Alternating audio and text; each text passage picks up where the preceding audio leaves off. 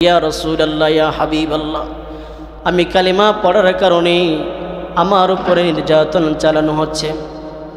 হযরত বেলাল হাবশী রাদিয়াল্লাহু তাআলা আনহু তিনি নবীজিকে ডাক দিয়ে বলে, ইয়া রাসূলুল্লাহ ইয়া হাবিবাল্লাহ, নবী গো, আমাকে উত্তপ্ত বালুর উপরে শোয়ায়া আমাকে কষ্ট দেওয়া হয়েছে।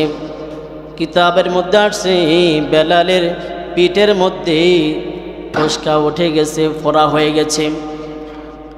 যারা মক্কা মদিনায় গেছেন, দিনের বেলা বের হওয়া যায় না, এই পরিমাণ গরম।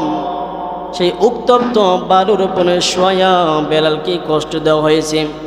বেলাল আহাদ আহাদ বলে আল্লাহর নামের জিকির করে, আল্লাহর নামের জিকির বন্ধ করার জন্য বেলালকে কষ্ট দেওয়া হয়েছে। আমার মুসলমান ভাইয়েরা, হযরত বেলাল রাদিয়াল্লাহু তাআলা আনহু তিনি নবীজিকে ডাক দিয়ে বলে, ইয়া রাসূলুল্লাহ ইয়া হাবিবাল্লাহ, ও নবী, আমি আপনাকে ভালোবাসার কারণে, আপনাকে মহব্বত করার কারণে, আমি কালিমা পড়ার কারণে আমাকে কষ্ট দেওয়া হচ্ছে। নবীজি সাল্লাল্লাহু আলাইহি সাল্লাম বেলালকে ডাক দিয়ে বলে, বেলাল রে, কাফের বেঈমানেরা তারা আমাকে কষ্ট দিয়েছে, নির্যাতন করেছে, কত কষ্টই না আমার আপনার নবীকে দিয়েছে। নবীজি সাল্লাল্লাহু আলাইহি সাল্লাম বেলালকে ডাক দিয়া বলে, বেলাল রে, আমি তো তোমাকে মদিনার মসজিদের মুয়াজ্জিন বানাই দিতে চাই। সুবহানাল্লাহ বলি। নবীজি সাল্লাল্লাহু আলাইহি ওয়াসাল্লাম বেলালকে বলে, বেলাল, ও বেলাল, আমি তোমাকে মদিনার মসজিদের মুয়াজ্জিন বানাই দিব। বেলাল অনেক খুশি হয়ে গেল, বেলাল অনেক আনন্দিত। বেলাল নবীজিকে ডাকতে বলি, ইয়া রাসূলুল্লাহ ইয়া হাবিবাল্লাহ, নবী গো, আপনার চেহারা মুবারক দেখলে আমার ক্ষুধা নিবারণ হয়ে যায়। ইয়া রাসূলুল্লাহ, শুধু তাই নয়, আমাকে যে নির্যাতন করা হয়েছে, আমাকে কষ্ট দেওয়া হয়েছে, আমি সকল কষ্ট ভুলে যাই আপনার চেহারা মুবারক দেখলে। বলি সুবহানাল্লাহ। নবীজি সাল্লাল্লাহু আলাইহি সাল্লাম বেলালকে মদিনার মসজিদের মুয়াজ্জিন বানিয়ে দিলেন। বেলাল আজান দেয়, সুন্দর করে আজান দিতে পারে না, তোতলায়া তোতলায়া আজান দেয়। আশহাদুর জায়গায় আসহাদু বলে। সাহাবায়ে কেরাম রাদিয়াল্লাহু তাআলা আনহু বেলালকে নিয়ে সমালোচনা শুরু করে দিয়েছেন। নবীজি সাল্লাল্লাহু আলাইহি সাল্লামকে সাহাবায়ে কেরাম ডাক দিয়ে বলে, ইয়া রাসূলুল্লাহ, বেলালের আজান তো সুন্দর নয়, বেলাল শুদ্ধ করে আজান দিতে পারে না। ইয়া রাসূলুল্লাহ, আপনি বেলালকে বাদ দিয়ে অন্য কোনো মুয়াজ্জিন নিযুক্ত করেন। হযরত বেলাল হাবশী রাদিয়াল্লাহু তাআলা আনহুকে ডাক দিয়া নবীজি বললেন, ও বেলাল, তোমাকে নিয়ে অনেক রকমের সমালোচনা চলছে। বেলাল রে, আজকের থেকে তোমাকে আর আজান দিতে হবে না। হযরত বেলাল রাদিয়াল্লাহু তাআলা আনহু তিনি বাড়িতে চলে গেলেন। বাড়িতে গিয়া যায় নামাজটা বিছায়া আল্লাহর কাছে দরখাস্ত করে আল্লাহকে ডাক দিয়া বলে, রব্বুল আলামিন, আল্লাহ, কালিমা পড়ার কারণে, আমি কালিমা পড়ার কারণে, মুসলমান হওয়ার কারণে আমাকে নির্যাতন করা হয়েছে। রব্বুল আলামিন, আল্লাহ, আমি তো নিজে নিজে কালো হই নাই, আমার জিহ্বাটা পুড়ে দেওয়া হয়েছে। আয় আল্লাহ তাআলা, শুধু তাই নয়, আমাকে মদিনার মসজিদ থেকে আমাকে বরখাস্ত করা হয়েছে, বাদ দিয়ে দেওয়া হয়েছে। রব্বুল আলামিন, আয় আল্লাহ, আমি যখন আযান দেই, যখন হাইয়া আলাস সালাহ বলি, হাইয়া আলাস সালাহ যখন বলি, আমি আমার নবীকে হুজরা খানা থেকে দেখতে পাই। আবার নবীকে দেখলে আমার সকল দুঃখ কষ্ট ভুলে যায়। সুবহানাল্লাহ। বেলাল বাড়িতে গিয়া যায় নামাজ বিছায় আল্লাহ তাআলার কাছে দোয়া করে, রব্বুল আলামিন, আল্লাহ, আমাকে মদিনার মসজিদ থেকে বাদ দিলাও, আল্লাহ, তুমি আমাকে আমার নামটা জান্নাতের মধ্যে লিখে দাও। বলি সুবহানাল্লাহ। আমার মুসলমান ভাই বন্ধুগণ, হযরত বেলাল হাবশী রাদিয়াল্লাহু তাআলা আনহুকে তারা বাদ দিয়ে দিলেন।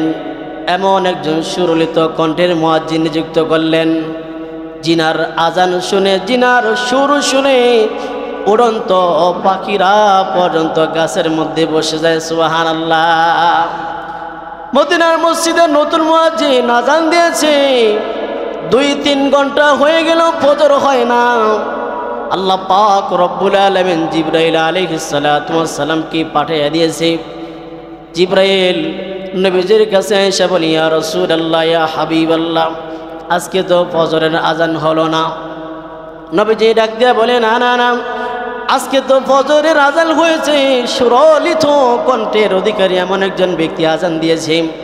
আল্লাহ পাক রব্বুল আলামিন জিবরাইলকে বললেন, ও জিবরাইল, আজকে আজান আরশে মুআল্লা পর্যন্ত পৌঁছে নাই। নবীজি সাল্লাল্লাহু আলাইহি ওয়াসাল্লাম বেলালকে খুঁজতেছেন। দেখেন বেলাল সকলে পিছনে বসে আছে। সাহাবায়ে কেরাম বারবার তাকায়, আরে ফর্সা হয় না কেন, ফর্সা হয় না কেন, অন্ধকার কেন?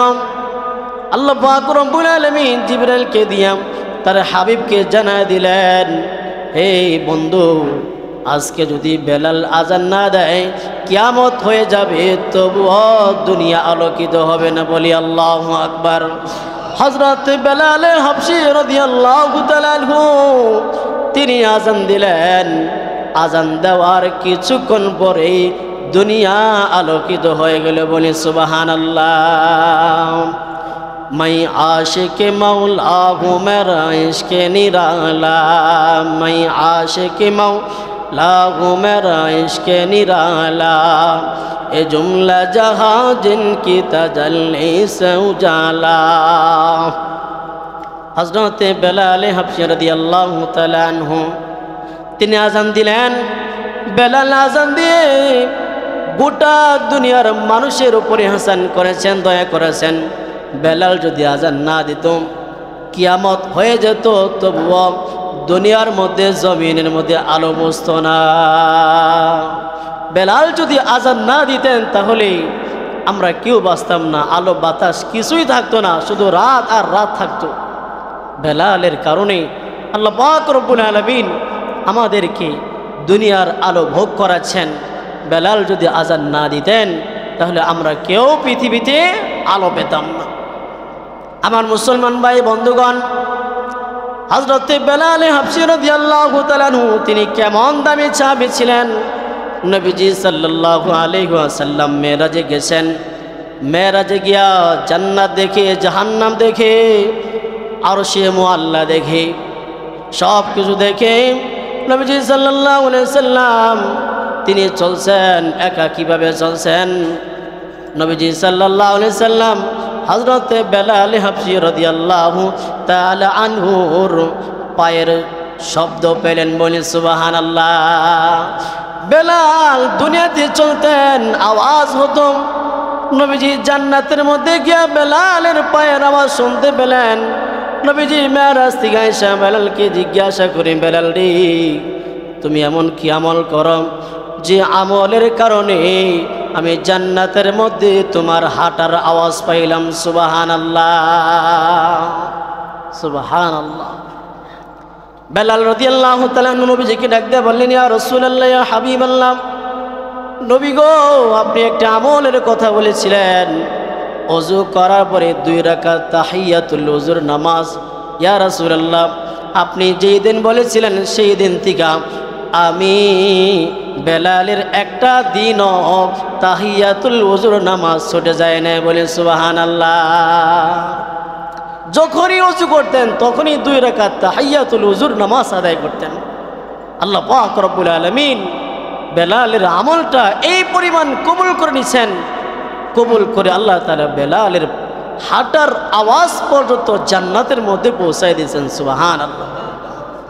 আমার মুসলমান ভাই বন্ধুগণ, হযরত বেলাল হাবশী রাদিয়াল্লাহু তাআলা আনহু তিনি নবীজি সাল্লাল্লাহু আলাইহি সাল্লাম বেলালকে আবারও নতুন করে মদিনার মসজিদের মুয়াজ্জিন বানায় দিলেন। হযরত বেলাল আজান দেয়, 3 দিন পর্যন্ত অনাহারে কোনো কিছু খায় না। বেলালের বাড়িঘর নাই, কিছু নাই। বেলালের বাড়ি নাই, গাড়ি নাই, কোনো কিছু নাই। বেলালকে কি পরিমাণ নির্যাতন করা হয়েছে, কেন করা হয়েছে? চুরি করেছিল? না না না। ডাকাতি করার কারণে বেলালকে কষ্ট দেওয়া হয় নাই।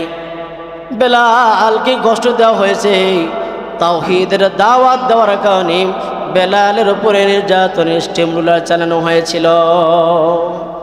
এখনও দেখা যায় যারা দাওয়াতি কাজ করে তাদেরকে নিয়ে বিভিন্ন রকমের আলোচনা সমালোচনা হয় কি হয় না, তাদেরকে বিভিন্নভাবে তাদেরকে বাধাগ্রস্ত করা হয়। আমার মুসলমান ভাইয়েরা, হযরত বেলাল হাবশী রাদিয়াল্লাহু তাআলা আনহু তিনি মদিনার মসজিদে আযান দেয়। হযরত বেলাল রাদিয়াল্লাহু তাআলা আনহু তিনি দেখলেন বেলাল রাদিয়াল্লাহু তাআলা আনহু তিনি মদিনার মসজিদের দরজার সামনে শুয়ে আছেন। আবু বকর বের হয়। আবু বকর বেলালকে ডাক দিয়ে বলে, বেলাল কি হয়েছে?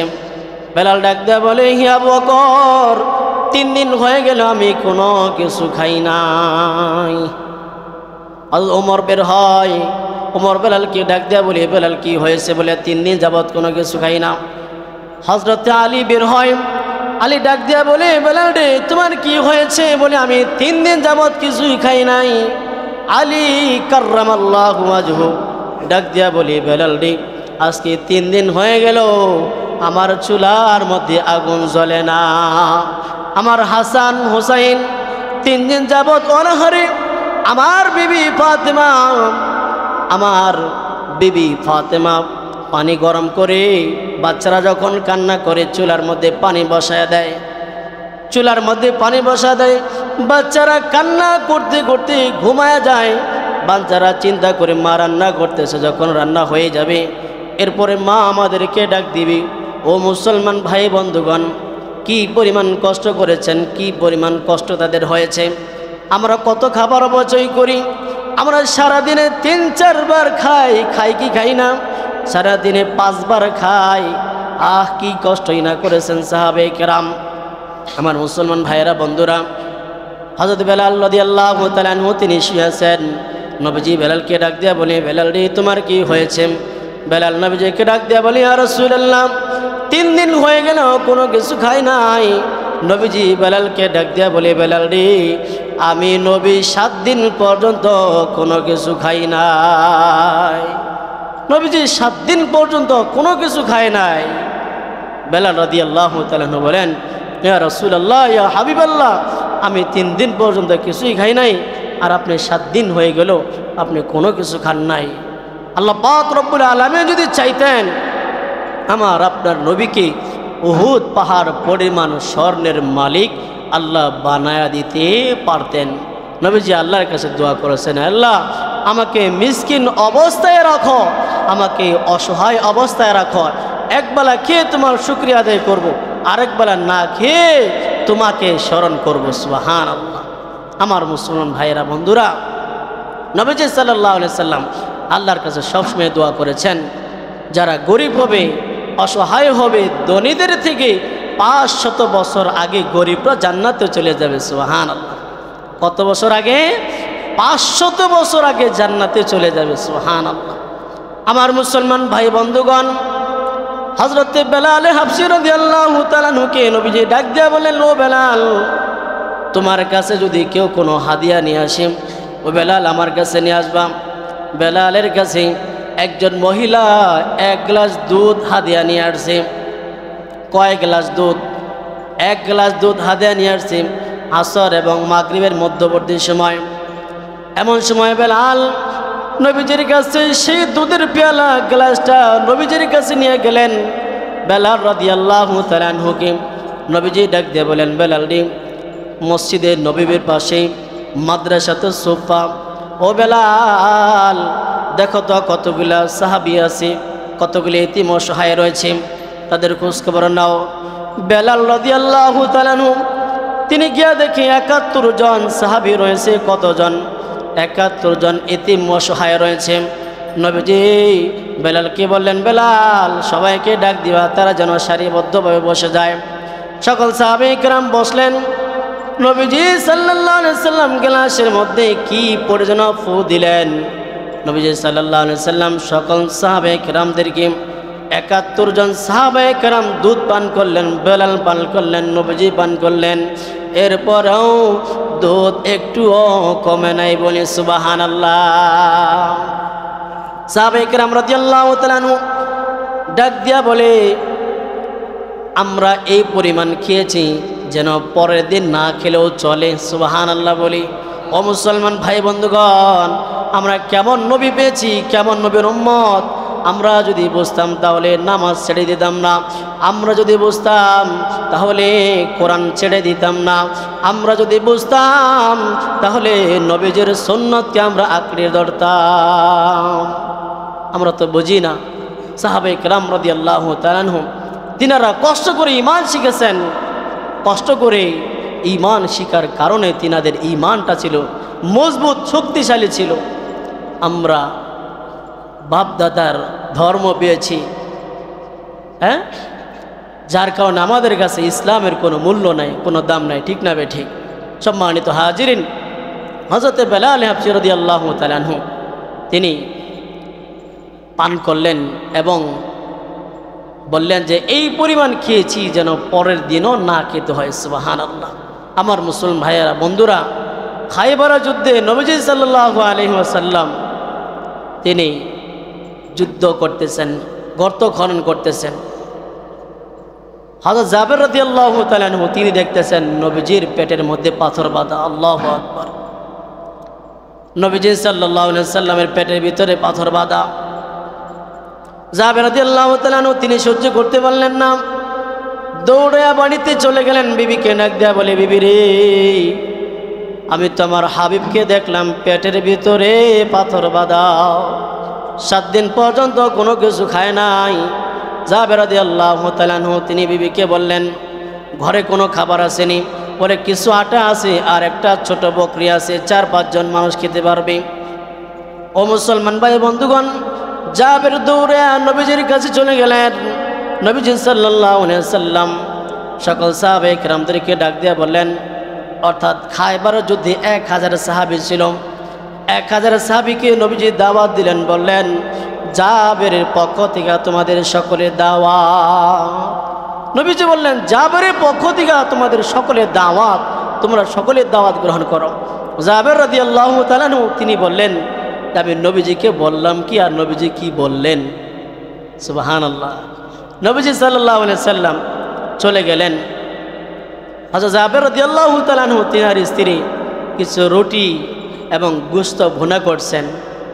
নবীজি সাল্লাল্লাহু আলাইহি ওয়াসাল্লাম তিনি তিনার একটু লালা মুবারক সেই খাবারের মধ্যে দিয়ে দিলেন। নবীজি সাল্লাল্লাহু আলাইহি ওয়াসাল্লাম বললেন, হে জাবের, তুমি যে সবাইকে খাওয়াবা, ঢাকনা কখনো পুরাটাই খুলবা না। কি করবা না? পুরাটাই কখনো খুলে দিবা না। বিসমিল্লাহ বলে তুমি সবাইকে দিতে থাকবা। দেখা গেল 1000 সাহাবায়ে কেরাম তিনারা সেই রুটি এবং গোশত খেলেন। জাবের রাদিয়াল্লাহু তাআলা আনহু তিনি তিনার পরিবারের জন্য রাখলেন। জাবের রাদিয়াল্লাহু তাআলা আনহু তিনি বলেন যে আমি যখন সাহাবায়ে কেরামদেরকে খাওয়াইতেছিলাম, কেমন জানি আমি তাজা গোশতের ঘ্রাণ পাচ্ছিলাম। সুবহানাল্লাহ। আমার মুসলমান ভাইয়েরা, বন্ধুরা, আমরা কেমন নবী পেয়েছি। আমরা সেই নবীর সুন্নতকে মানতে চাই না, নবীর সুন্নত অনুযায়ী জীবন চালাতে চাই না। আমরা যদি নবীজি সাল্লাল্লাহু আলাইহি সাল্লামের সুপারিশ পেতে চাই, নবীজির সুন্নতকে আঁকড়ে ধরতে হবে। আল্লাহ তাআলা বলেন, মাইয়াতিউর রাসূল ফাকাদ আতা আল্লাহ। আল্লাহ বলে, হে দুনিয়ার মানুষেরা রে, তোমরা যদি আমি নবীর অনুসরণ করো, আনুগত্য করো, আমি আল্লাহর আনুগত্য হয়ে যাবে বলি। সুবহানাল্লাহ। ও মুসলমান, আজকে আমরা আমাদের নেতার আনুগত্য করি, নেতাকে ফলো করি, কিন্তু যিনি নেতাদের নেতা, যিনি নেতাদের সর্দার, যিনি আমরা তিনাকে আমরা ফলো করি না। কত নিজেকে মুসলমান দাবি করি, অথচ নিজের ঘরের মধ্যে কোরআন নাই, নিজে কোরআন পড়তে পারি না, নিজের ছেলেমেয়েকে কোরআন পড়াইতে পারি না, অথচ নিজেকে মুসলমান দাবি করি। এমনও মুসল্লি পাওয়া যায়, এমনও মানুষ আছে বৎসরে ঈদের নামাজটা পর্যন্ত পড়ে না। কথা ঠিক না বে ঠিক? জুমার নামাজটাও পড়ে না, ঈদের নামাজও পড়ে না, এমন বহু মুসল্লি আছে। আল্লাহ পাক রব্বুল আলামিন আমাদের সকলকে হযরতে বেলাল হাবশী রাদিয়াল্লাহু তাআলা আনহুর মতো নবীজির আশিক বানায় দেন। সকল বলে আল্লাহুম্মা আমিন। আল্লাহ তাআলা বেলালের দাম কেন বাড়িয়েছেন? বেলালের দাম ছিল মাত্র 6 টাকা। ইসলাম গ্রহণ করার কারণে, কোরআন আঁকড়ে ধরার কারণে আল্লাহ তাআলা বেলালের দাম আর সে আজিমের চেয়েও বাড়ায় দিছে বলে সুবহানাল্লাহ।